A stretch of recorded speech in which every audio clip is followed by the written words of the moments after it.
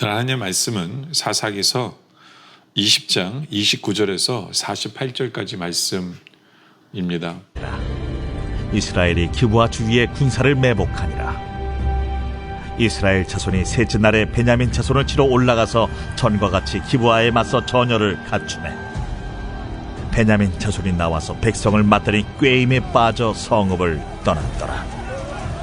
그들이 큰 길 곧 한쪽은 베델로 올라가는 길이요 한쪽은 기브아에 들로 가는 길에서 백성을 쳐서 전과 같이 이스라엘 사람 30명가량을 죽이기 시작하며 베냐민 자손이 스스로 이르기를 이들이 처음과 같이 우리 앞에서 패한다 하나 이스라엘 자손은 이르기를 우리가 도망하여 그들을 성읍에서 큰 길로 꿰어내자. 하고 이스라엘 사람이 모두 그들의 처소에서 일어나서 바알다말에서 전열을 갖추었고 이스라엘의 복병은 그 장소 곧 기브아 초장에서 쏟아져 나왔더라.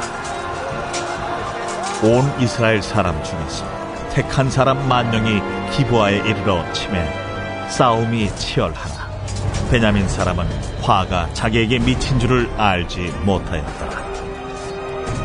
여호와께서 이스라엘 앞에서 베냐민을 치시매 당일에 이스라엘 자손이 베냐민 사람 25,100명을 죽였으니 다 칼을 빼는 자였더라.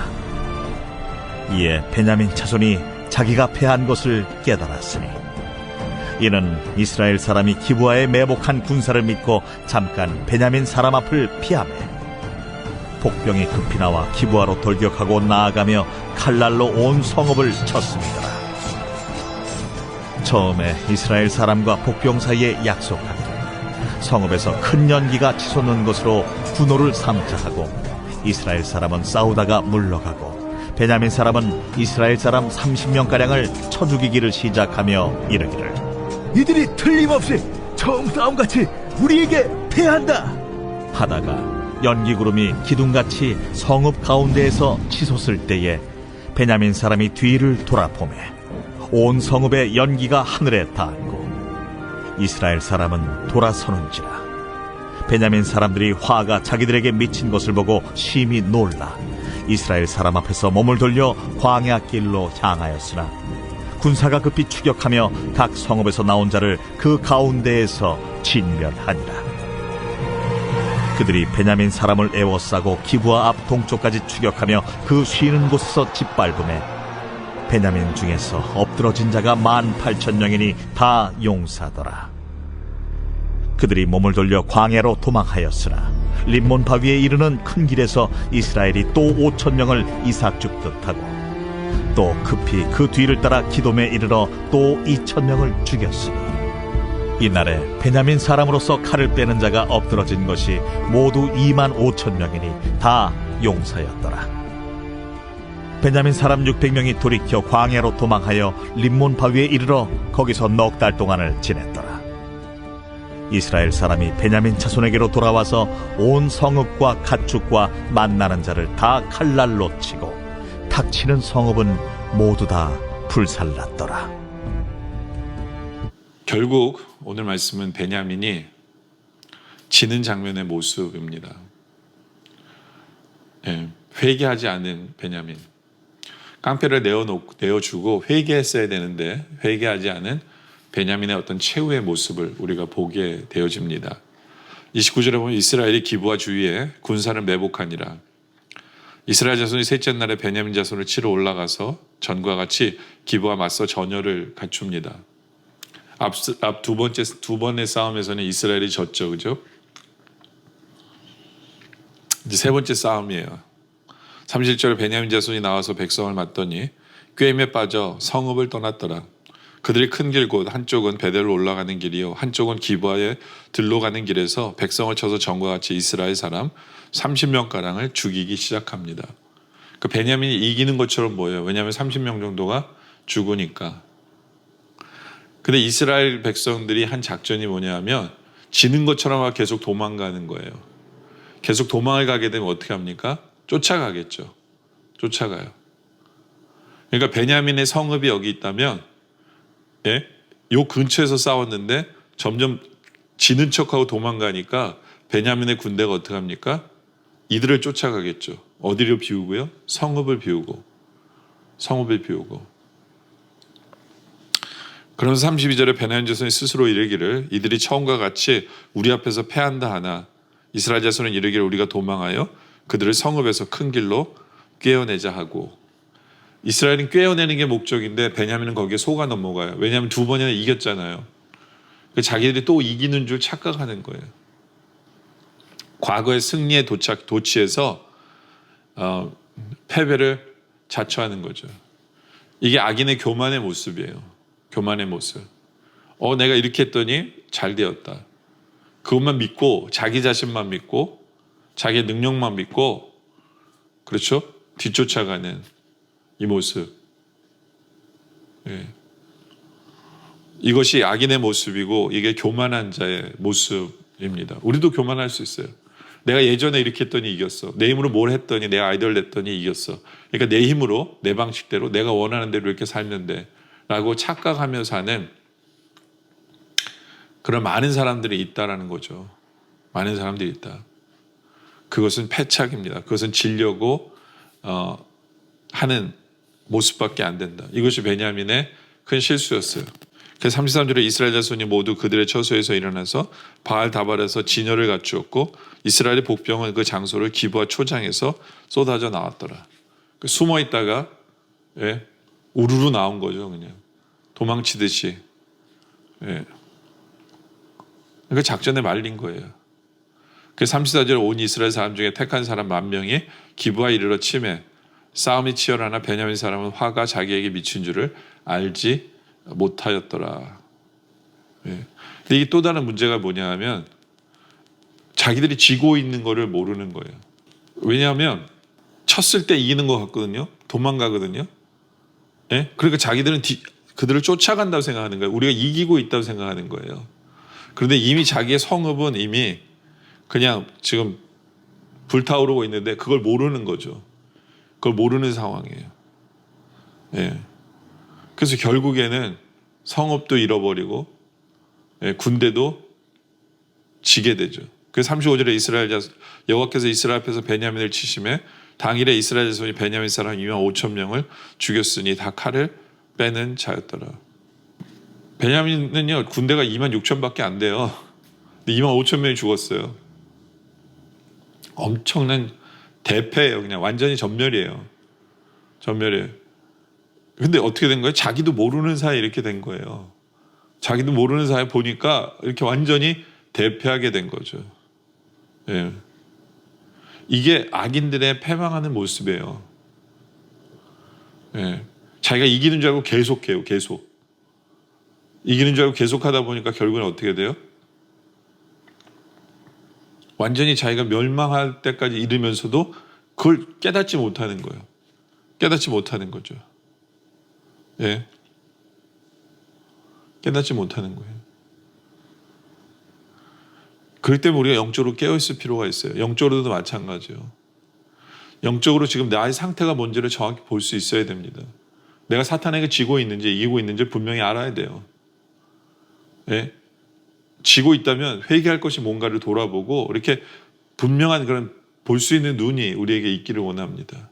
지고 있는데도 내가 혹시 잘하는 줄 알고 잘하고 있는 줄 착각하면서 계속 잘못된 길을 걸어가는 그 안타까운 모습 우리에게 없기를 원합니다. 베냐민 사람 자손의 문제는 바로 그거예요. 그래서 36절에 이에 베냐민 자손이 자기가 패한 것을 깨달았으니 이는 이스라엘 사람이 기브아에 매복한 군사를 믿고 잠깐 베냐민 사람 앞을 피하며 도망가다 보니까 자기가 이긴 줄 알고 결국엔 너무 늦은 깨달음이죠. 너무 늦은 깨달음이에요. 왜냐하면 37절에 복병이 급히 나와 기브아로 돌격하고 이게 성읍이거든요. 베냐민에 나아가서 칼날로 온 성읍을 쳤기 성읍이 무너진 거고 결국에는 그 소식을 듣게 되면 어떻게 돼요? 이들도 넘어지게 되는 거죠. 참 이 사람은요 몇 번 이긴다고 해서 이기는 게 아니거든요. 그 몇 번 이기는 게 오히려 독이 될 수가 있어요. 독이 될 수가 있어요. 그래서 중국의 역사도 보면 100번 져도 한 번 크게 이기면 된다라는 말이 있어요. 그래서 일부러 져요. 일부러. 작은 전쟁에서 지고 그래서 크게 이기려고 하는 그러한 작전법이 있거든요. 바로 거기에 넘어간 거예요. 2번 이겼다고 해서 자기들이 이긴 줄 알고 이길 거라고 생각하고 자기들의 능력만 믿고 그리고 지고 있는데도 지고 있는지도 모르고 결국에는 망하게 되는 이들의 안타까운 모습을 우리가 보게 되어지죠. 그 46절에 이날에 베냐민 사람으로서 칼을 빼는 자는 엎드러진 것이 모두 25,000명이니 다 용사였더라. 그리고 47절 베냐민 사람 600명이 돌이켜 광야로 도망하여 림몬 바위에 이르러 거기에서 넉 달 동안을 지냈더라. 600명이 남았어요. 600명이. 근데 이 전쟁을 보면 끝까지 쫓아가서 죽이는 장면들이 나와요. 42절에 보면 이스라엘 사람 앞에서 몸을 돌려 광야길로 행하였으나 군사가 급히 추격하여 각 성읍에서 나온 자를 그 가운데서 진멸합니다. 그러니까 보는 대로 닥치는 대로 죽이는 거예요. 보는 대로 닥치는 대로 마을에 있는 사람들 다 죽이는 거예요. 군인만 죽인 게 아니에요. 군인만 죽인 게 아니에요. 그래서 43절에 그들이 베냐민 사람을 에워싸고 기브아와 동쪽까지 추격하여 그 쉬는 곳에서 짓밟으며, 그러니까 도망가는 사람들 다 죽입니다. 베냐민 중에서 44절에 엎드린 자가 18,000명이니 다 용사더라. 또 그들이 몸을 돌려 광야로 도망하였으니 림몬바에 이르는 큰 길에서 이스라엘이 또 5,000명을 이삭집도 하고 또 급히 그들을 따라 기돔에 이르러 또 2,000명을 죽였으니, 그렇죠? 성읍에 있는 사람 다 죽이고요. 군사도 쫓아가면서 죽인 거예요. 군사도 한 번에 25,000명 죽인 게 아니라 죽이고 한 거예요. 근데 이게 문제인 거예요. 이게 뭐가 문제냐면 이 전쟁을 왜 하는 거예요? 베냐민이 회개하지 않아서 전쟁하는 거예요. 이 전쟁의 목적은 뭐냐면 베냐민을 씨를 말리는 게 목적이 아니에요. 이 전쟁의 목적은 뭐냐면 베냐민이 회개하는 거예요. 회개하기 위해서 하는 거예요. 근데 이들은 완전히 이제 감정 싸움이 돼버린 거예요. 끝까지 가는 거예요. 네, 완전히 그냥 씨를 말리려고 하는 그 안타까운 복수극이 되어져 버리는 거죠. 복수극이. 여러분들 이거 교회에서도 마찬가지예요. 교회에서도 뭐 자기가 옳다라고 하면 목적이 상대방이 회개예요. 그렇잖아요. 상대방이 변화해요.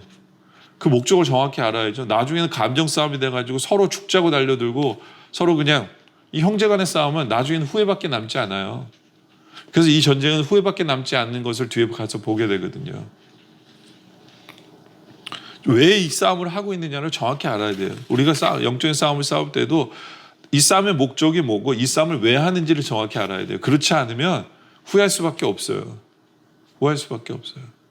정말 우리는 몇 번 이겼다고 해서 내 힘으로 뭔가를 될 수 있다라고 착각하지 않기를 원합니다. 교만하지 않기를 원합니다.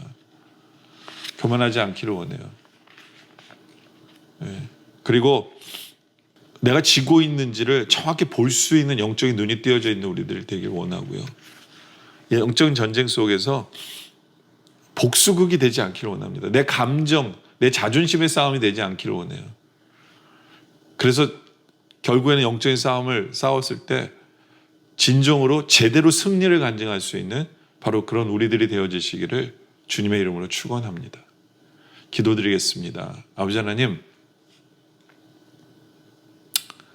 내 힘으로 뭔가를 몇 번 이겼다고 해서 착각하지 않게 하여 주시옵소서.